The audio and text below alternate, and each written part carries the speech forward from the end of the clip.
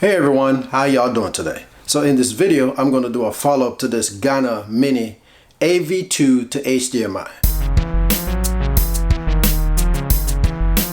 So in a previous video, I previewed this device. Like I said, it's the Ghana Mini AV2 HDMI. And this device is supposed to convert AV signals into HDMI signal.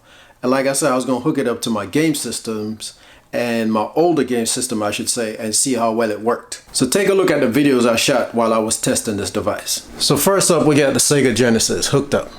Seems like everything is working fine. We got picture, we got sound, as you're gonna hear in a minute. And the game I choose to feature on this one is the Shadow Dancer.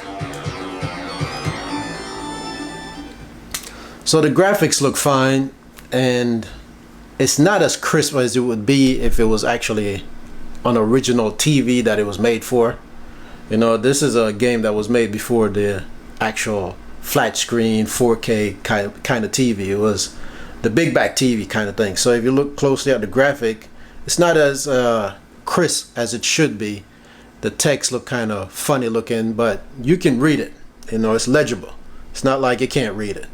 So yeah, it runs fine. The game system work, and that box actually works, so I can't complain. My remote for the game doesn't really work that well. You know, the down button is not functioning right. But you know, all these controls are old, the system is old, so I can't expect anything more than what it can offer. But other than that, like I said, this system works. I can start up a game and actually play a couple rounds so you can see. But like I said, the down button, so I can't duck down, and it won't let me do the jump down either. So if I want to jump down, I have to find a ledge and actually jump down, but I can't do anything about that. Probably need to get another control, but that's probably something I have to find on eBay if I really want to control. Like I say, it works fine. I can do all the moves and no complaint. It works like a charm. Okay, so you can see that the game is actually working. The box is actually converting the audio and video from the Genesis, SEGA Genesis that is, into the HDMI port on my TV. So it's actually working. The graphic is not as crisp, but then again, this is an older system, so I can't expect the graphic to look as good as it would be on an Xbox or a PlayStation that's made today. All right, but if push comes to shove and I really want to play this game, I can use this box to convert it. Although the switch has 1080p and 720p switch, it doesn't make a difference because you cannot change what's already been made. I mean, there's no way to upscale this image from when it was originally made, so you just got to take it like it is. All right, okay, so I'm gonna move on to the next system. So next up, we got the Sega Dreamcast. Just turn on the system, and as you can see, the date is way back where it's not supposed to be, but it looks like it actually goes up way past its actually kill time, I should say, or end of life. So this system is going to outlast a long time, if you know what I mean. It will outlive me as far as the date is concerned, I should say. So let's just set the date a little bit here to fix this part of it. I think today is the 5th. If not, we're just going to leave it like that. I'm just going to put in a timer here. I think it's about that time. Well, as you can see, the graphic is not that crisp, and I can't expect that out of these systems. The image is acceptable. I mean, I can see it, but I can't expect Call of Duty type of fancy high-tech graphics, if you know what I mean. But at least I know it's working.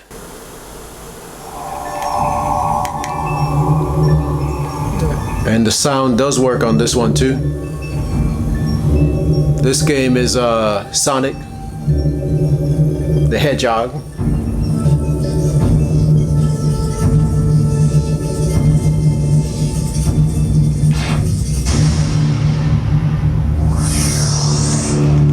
Yep, Sonic Adventure.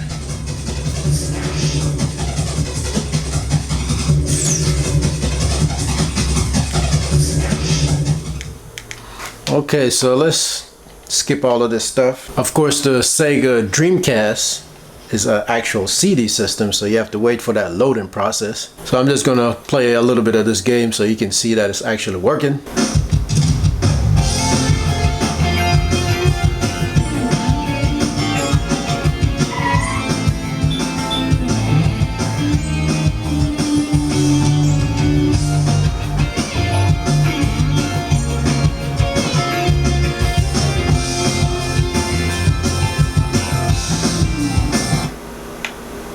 Okay, so that's gonna be it for this one. This is, like I said, the Dreamcast, working fine. Same situation with the graphic. It does look a whole lot better than the Sega Genesis, but you know, the Dreamcast is a much more newer system compared to the Genesis, so I'm gonna see a big difference with that one. But like I said, it's working fine. Not as crisp as Call of Duty or any other game on the PlayStation or Xbox, but if you really want to run a system that you have right now in your closet or in your basement or somewhere, this box is performing well so far. Okay, so let me move on to the next one. Okay, so next up we have the Super Nintendo. The game here is James Bond 007 GoldenEye, made by Rare.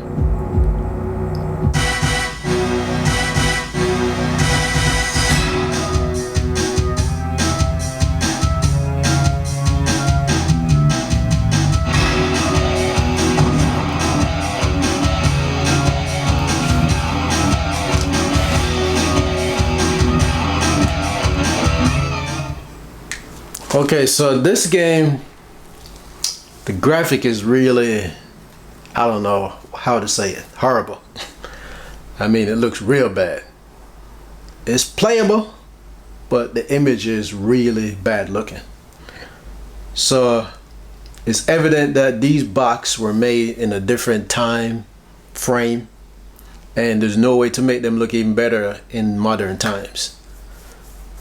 The box works, but the box cannot upscale the image to make it look at least decent enough to work with. And maybe it's the game, maybe it's the system, I don't know, but I know this one look awful. As you can see from the gameplay, how the image is just weird looking.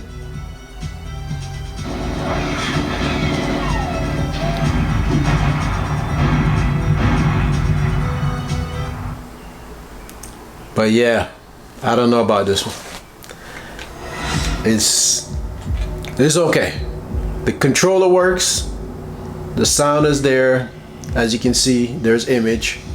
But as far as quality, this one looks real bad.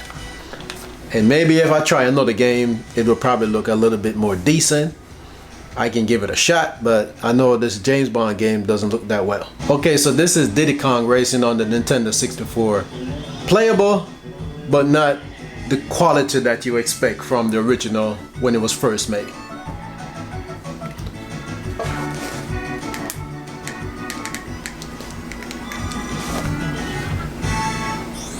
So let's move on to the next system. Okay, so next up is the PlayStation 2. Let's see what this one is all about. Now, right now, the image has this kind of like red stripes, diagonal red stripes going on. Not sure if that's part of the image. I don't remember seeing that when I was playing this system on a regular big back TV. But I don't know. Maybe it's coming from the video conversion. Okay, the text is readable. Not that sharp, but much better than the actual Nintendo 64 and the Dreamcast.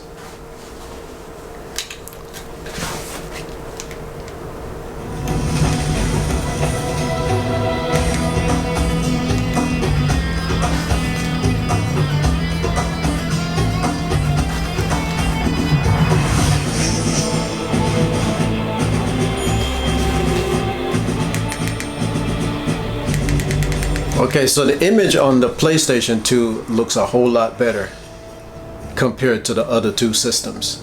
And I'm talking about the Sega Genesis and Nintendo 64. This is first in line, and I would say the Dreamcast comes next.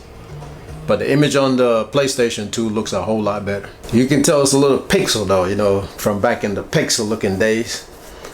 It has that originality look to it, you know. Something we always see in the arcade when we were growing up. Well, the sounds is good. The controller is working. And the image looks fine.